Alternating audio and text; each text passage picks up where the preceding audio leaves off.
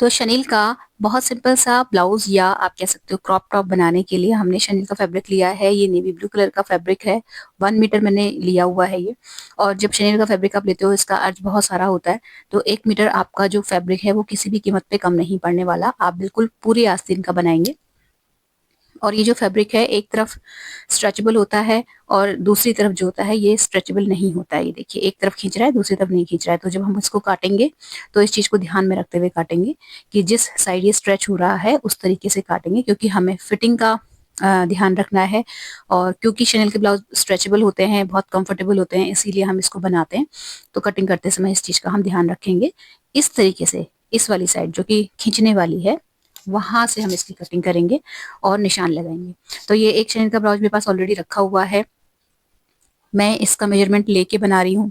अगर आपके पास शनील का ब्लाउज नहीं है तो आपका जो भी मेजरमेंट है आप उसको बिल्कुल एज इट इज, जैसे आप नॉर्मल ब्लाउज कट करते हैं या करवाते हैं, बिल्कुल उसी मेजरमेंट का जो है आप कट कर लीजिए। बाद में फिटिंग कैसे देनी है ये आपको मैं वीडियो के लास्ट में दिखा दूंगी, बता दूंगी। बहुत ईजी है बस।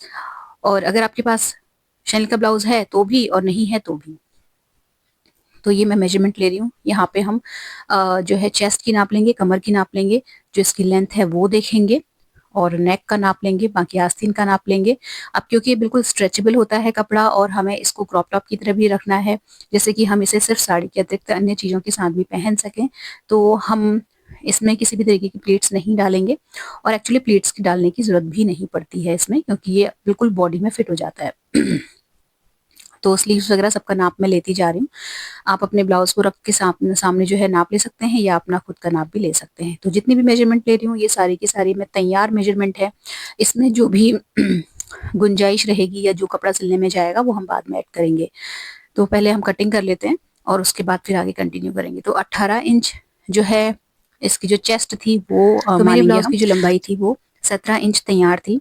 तो इसमें हम 1.5 से लेके 2 इंच तक का जो है मार्जिन रख के इसको आगे हम निशान लगाएंगे। तो मैंने 19.5 इंच पे निशान लगाया है, लेकिन आप जो हो इसे आगे पीछे बढ़ा भी सकते हो आधा 1 इंच। इसमें जो है जो शोल्डर की साइड दबेगा कपड़ा वो भी आ जाएगा और जो नीचे से हम दबाते हैं ना कमर की साइड से वो भी इसमें ऐड हो जाएगा। तो हम जो हमारा ब्लाउज था वो तैयार, जो उसकी लंबाई थी वो 17 इंच थी, और लेकिन हमने जो टोटल मेजरमेंट कपड़े का किया है वो 19.5 इंच जो है लंबा रखा है। अब हम इस कपड़े को डबल फोल्ड करेंगे। यहाँ पे हमारे आगे और पीछे दोनों साइड का जो पल्ला है वो दोनों एक साथ कटेंगे। तो ये डबल फोल्ड कपड़ा था जिसमें मैंने लंबाई का निशान लगाया था, इसको हमने वापस से दो बार फोल्ड किया। और अब हम इसका जो ब्लाउज का कटिंग है फ्रंट का बैक का वो काटेंगे। तो 6.5 इंच तीरा लिया है। यूजुअली हम 7 इंच लेते हैं लेकिन ब्लाउज में थोड़ा सा कम कटता है।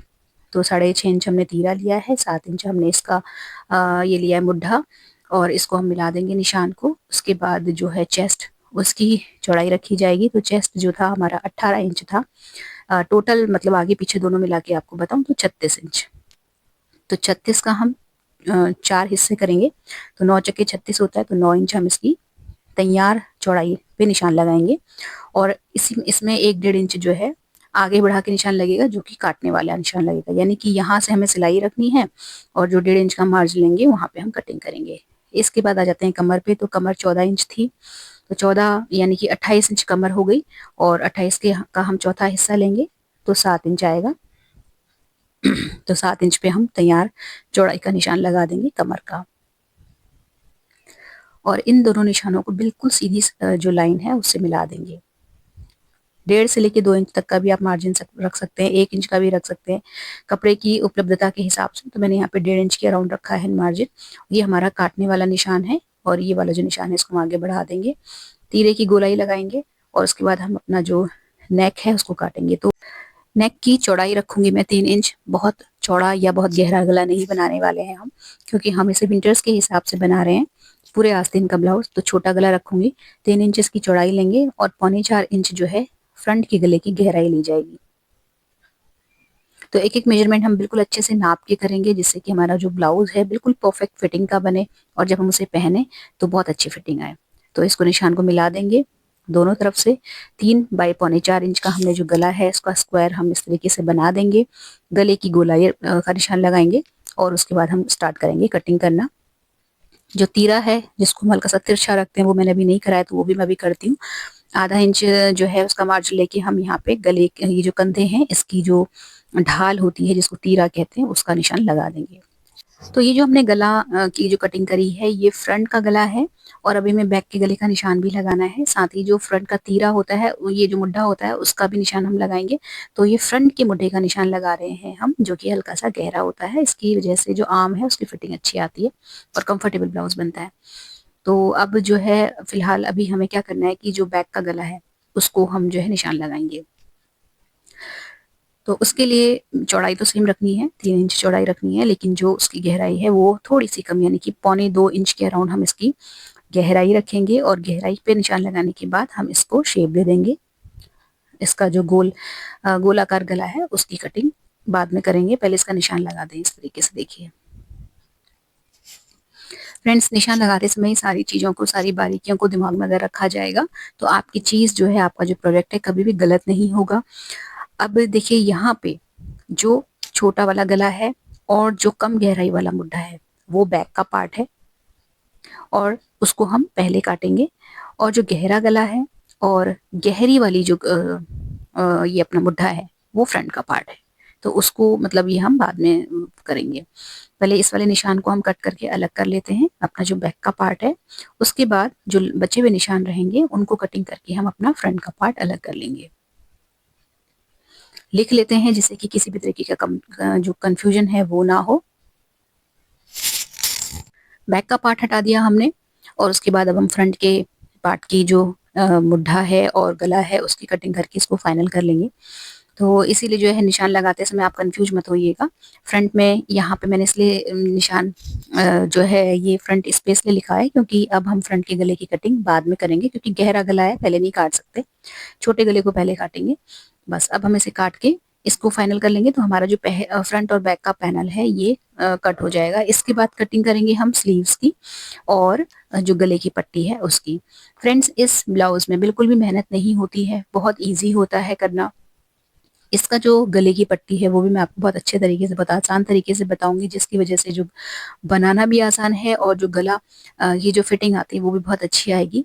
अक्सर गला बनाते समय लोगों को कंप्लेंट रहती है कि गला जो है बैठता नहीं है सही से, या कम गहरा या ज़्यादा गहरा हो जाता है। वो चीज़ आपके साथ कभी नहीं होगी अगर आप इस तरीके से गला बनाएंगे। अब जो यहाँ पे चेस्ट का निशान हमने लगाया था ना, यहाँ पे हम हल्के हल्के नॉचेस कट कर देंगे, जिससे कि जब हम सिलाई करने लगे तो हमें ज़्यादा दिमाग ना लगाना पड़े, हमें फिर से नाप ना लेनी पड़े। हम यहाँ से सिलाई शुरू करें और जहाँ कमर वाला निशान जहाँ लगाया था वहाँ पे भी हम छोटा सा कट लगा देंगे, तो सिलाई रखना बहुत ईजी हो जाएगा। और ये जो कट करने का काम है ये दोनों पल्लों पे होगा, यानी कि 4 पल्लों पे हम बराबर छोटे छोटे कट लगा देंगे। तो ये सही रहेगा कि आपने जब सिलने बैठना है ना, तो आपको कट से कट मिलाते हुए सीधी सिलाई लगा लेनी है, कंफ्यूज नहीं होना है। तो ये कट लगा लेंगे और इसके साथ ही हमारा जो फ्रंट और बैक का पैनल है वो कट होके रेडी हो गया है। एक्स्ट्रा जो फैब्रिक है उसको हम निकाल के काट के अलग कर लेंगे। इसके बाद हम कट करेंगे स्लीव्स को। तो स्लीव्स हमें फुल स्लीव की रखनी है। जो शनील के फैब्रिक होते हैं बहुत गर्म होते हैं, कंफर्टेबल होते हैं, तो सर्दियों में अगर आपको बहुत ज़्यादा कन्फ्यूजन रहता है साड़ी को के साथ क्या पहने, तो इस तरीके के 2-4 बेसिक बेसिक कलर के ब्लाउज बना लीजिए और आप बहुत ईजी हो जाएगा आप लोगों के लिए ड्रेसअप होना। सबसे बड़ी चीज़ है कि बहुत महंगा भी नहीं होता है, 100 रुपीज़ मीटर मैंने लिया है। इससे अच्छी क्वालिटी के, हैवी क्वालिटी के भी शनील के फैब्रिक आते हैं, लेकिन उनकी जो स्ट्रेचेबिलिटी है मुझे लगता है वो थोड़ी सी कम होती है, तो फिर मैं यही वाला लेती हूँ। अब हमने यहाँ पे स्लीव्स कट कर लेने हैं। तो जो स्लीव्स हैं उसकी जो नीचे जो चौड़ाई है कलाई से वो 3.5 इंच है, तो हम उसमें 1 से 1.5 इंच का मार्जिन लगा के निशान लगाएंगे और इस तरीके से निशानों को मिला देंगे। एक्स्ट्रा फैब्रिक रखेंगे जहाँ से हम कटिंग करेंगे, और ये जो निशान है ये अब जैसे मुझे कटिंग करते समय हम लोगों ने थोड़ा सा गहरा निशान आगे वाली साइड में लगाया था ना, सेम उसी तरीके से हमें स्लीव्स में भी करना होता है, जिससे कि जो गहरी साइड वाला मुड्ढा है उसके साथ हम गहरी साइड वाली कटी हुई स्लीव्स जोड़ेंगे, और जो फ्रंट और बैक पार्ट का जो डिफरेंस होता है ना स्लीव्स का, वो यही होता है। तो स्लीव्स के दोनों जो राइट साइड होते हैं उनको एक दूसरे की ओर फेस करते हुए हम इस तरीके से रखेंगे और गहराई वाला निशान कट करके स्लीव्स की कटिंग को भी फाइनल कर लेंगे। तो ये हमारी स्लीव्स कट गई। इसके बाद हम करेंगे गले की पट्टियों की कटिंग। तो जो हमने गला कट किया था फ्रंट का और बैक का, सेम तरीके से एक ही तरीके से दोनों को कट करना है। तो एक कपड़े के ऊपर हम इस तरीके से रखेंगे इसको, और बिल्कुल जो जहाँ से कट किया था वहां से हम निशान लगाएंगे। देखिए इस तरीके से शोल्डर पे भी मैंने निशान लगा दिया है और बिल्कुल गोलाई जो है वहां पे हम निशान लगाते हुए पूरा का पूरा जो राउंड है उसे कंप्लीट कर लेंगे इस तरीके से। और फिर इसको हम कट कर लेंगे। और लेकिन इससे पहले ये वाला निशान लगाने के बाद हमें, क्योंकि हमें पट्टी कट करनी है ना, तो इंच टेप से हम नापेंगे। 1 इंच या 1.5 इंच के अराउंड जो है चौड़ी पट्टी हम रखेंगे और ये जो गोला है इससे बिल्कुल बराबर बराबर डिस्टेंस पे 1.5 इंच की दूरी पे हम जो है निशान लगाएंगे और एक दूसरा सर्कल रेडी कर लेंगे। तो ये जो दोनों निशान लगे ना, यहाँ पे हमें कटिंग करनी है। और सेम इसी तरीके से हम जो बैक का गला है उसके लिए भी पट्टी कट करके रेडी कर लेंगे। तो दोनों पट्टियों को सेम तरीके से रेडी करना है। इनको लगाना भी बहुत आसान होता है और फिनिशिंग भी बहुत अच्छी आती है। तो बस अब हमें क्या करना है, बिल्कुल जैसे हमने, क्योंकि इसको बिल्कुल गले की नाप का काटा है ना, तो एज इट इज इसके ऊपर रख के हम इसको सिलाई लगा देंगे। एक पैर की सिलाई रखनी है हमें। और एक बार ये जो सिलाई लग जाएगी ना, इसके बाद हमें इसके ऊपर टॉप स्टिच करना है। तो टॉप स्टिच करने के लिए हम क्या करेंगे, जो पट्टी वाली साइड है, ये वाली साइड, इसकी दोनों तरफ हमें जो सिलाई वाला मार्जिन है उसको प्लेस करना है इस तरीके से। और इसके ही ऊपर हमें टॉप स्टिच लगा देनी है। ऐसा करने से जो जब हम पट्टी को फोल्ड करते हैं तो बहुत सफाई से पट्टी फोल्ड होती है और बिल्कुल भी सामने नहीं दिखती है। कई बार शिकायत ये रहती है कि जो गला हम बनाते हैं पीछे की पट्टी सामने दिखने लगती है। ये शिकायत आपको बिल्कुल भी नहीं आने वाली इस तरीके से अगर आप टॉप स्टिच लगाएंगे तो। ये टॉप स्टिच अभी मैं फ्रंट का गला बना रही हूँ उसमें लगाना है, बैक के गले में नहीं लगानी है। उसका रीजन जो है वो आपको आगे पता चलेगा। पहले हम इसको कंप्लीट कर लेते हैं। तो फ्रंट के गले की पट्टी लगा ली हमने और उसके ऊपर टॉप स्टिच भी कर लिया है। अब हम इसको जब फोल्ड करके देखेंगे तो ऐसे ही आपको पता चल जाएगा कि कितनी सफाई से हमारा जो गला है वो बनने वाला है। ये देखिए इस तरीके से बना हुआ गला बिल्कुल बैठा रहता है। अब हम इसमें जो है तुरपाई कर लेंगे। आप चाहो ना तो इसमें मशीन भी लगा के इसको स्टिच कर सकते हो, लेकिन मैं पर्सनली तुरपाई करना ज्यादा पसंद करती हूँ। ऐसे ज्यादा सफाई आती है। और अगर आप चाहो, आपका हाथ बिल्कुल मशीन में सीधा चलता है तो आप मशीन से भी सिलाई कर सकते हैं। तो ये बस जो आगे वाला गला था ये बिल्कुल रेडी हो गया है। अब हम क्या करेंगे, हमने पीछे वाले गले में भी सेम ऐसे ही जो पट्टी है उसको सिल लेना है, लेकिन हम उसमें टॉप स्टिच नहीं करेंगे। और उसके बाद दोनों शोल्डर्स को हमें जोड़ना होता है। तो दोनों शोल्डर्स को जोड़ते समय कुछ इस तरीके से हमें इनको प्लेस करना है। ये देखिए इस तरीके से आगे का गला, जो आगे का पार्ट है वो मेरे जो हथेली में नीचे की साइड है, और ये मुझे सीधे हाथ से जिस पट्टी को ये देखिए घुमा रही हूँ ये मेरा बैक साइड है। इस तरीके से हमें पट्टी को प्लेस करना है और उसके बाद जो है हम इसके ये शोल्डर्स को जोड़ देंगे। इससे होगा ये कि जो पट्टी है वो भी जुड़ जाएगी और जो शोल्डर है वो भी जुड़ जाएंगे। और जब हम सीधा करेंगे ना तो बहुत सफाई से जो फिनिशिंग के साथ शोल्डर और गला दोनों एक साथ बन जाते हैं। और सबसे बड़ी चीज है कि जब आपका सूट कभी उल्टा होता है या ब्लाउज कभी उल्टा होता है तो देखने में बुरा नहीं लगता। इसके विपरीत अगर हम दोनों जो गले हैं आगे पीछे के उनको बना लें और उसके बाद कंधे जोड़ें तो वो देखने में अच्छे नहीं लगते और चुभता भी है, अनकंफर्टेबल रहता है। तो इस तरीके से जब हम जोड़ते हैं, देखिए सीधा करा मैंने तो बिल्कुल फिनिशिंग के साथ रेडीमेड ब्लाउज की तरह इसका लुक आता है। ये देखिए बिल्कुल भी पता नहीं चलेगा कि आपने कैसे शोल्डर जोड़ा और कैसे गले की पट्टी को कहाँ पे एडजस्ट किया। तो इसी तरीके से हम दूसरे साइड का जो शोल्डर है वो भी जोड़ लेंगे। और सिर्फ इस वजह से हमने पीछे वाले गले में जो मैं कह रही थी ना टॉप स्टिच नहीं करनी है पट्टी लगाने के बाद, इसीलिए नहीं लगाई थी हमने टॉप स्टिच, क्योंकि हमें शोल्डर जोड़ना था। टॉप स्टिच लगाते तो ना तो इतनी सफाई से नहीं आ पाता। सेम इसी तरीके से हमने दूसरे साइड का जो शोल्डर था उसको भी जोड़ लेना है और कंधों पे डबल स्टिच 2 बार सिलाई मार लेंगे जैसे कि अच्छे से पक्की हो जाए। और बस उसके बाद जो है हमारे शोल्डर्स भी जुड़ जाएंगे। और ये देखिए बिल्कुल सफाई के साथ दोनों कंधे मेरे जुड़ गए हैं, बिल्कुल भी पता नहीं चलेगा। ये देखिए इस तरीके से। और पीछे से भी मैं आपको बैक साइड से दिखा देती हूँ, बहुत सफाई से ये काम हो गया है। इसके बाद हम जोड़ेंगे स्लीव्स। तो स्लीव्स की जो नीचे की साइड होती है जो कलाई पे आएगा वहां पे मैंने सुई से पहले कच्चा करा है। आप तुरप भी सकते हैं लेकिन मैं यहाँ पे मशीन चला ले रही हूँ। और दोनों जो स्लीव्स हैं उनकी नीचे की साइड में मतलब आप वो कर लोगे, नीचे से फोल्ड कर लेंगे जहां से जो हिस्सा हमारी कलाई में आएगा। और उसके बाद हम स्लीव्स को शोल्डर्स पे ज्वाइन कर लेंगे। तो जो ज्यादा कटा हुआ पार्ट था ना हल्का सा जिसमें हमने कट ज्यादा लगाया था मुड्डे में, उसमें हम स्लीव्स का वो वाला पार्ट रखेंगे देखिए इस तरीके से। और स्लीव्स को भी बहुत सफाई के साथ हम ज्वाइन कर लेंगे कंधे से कंधा जोड़ मिलाते हुए।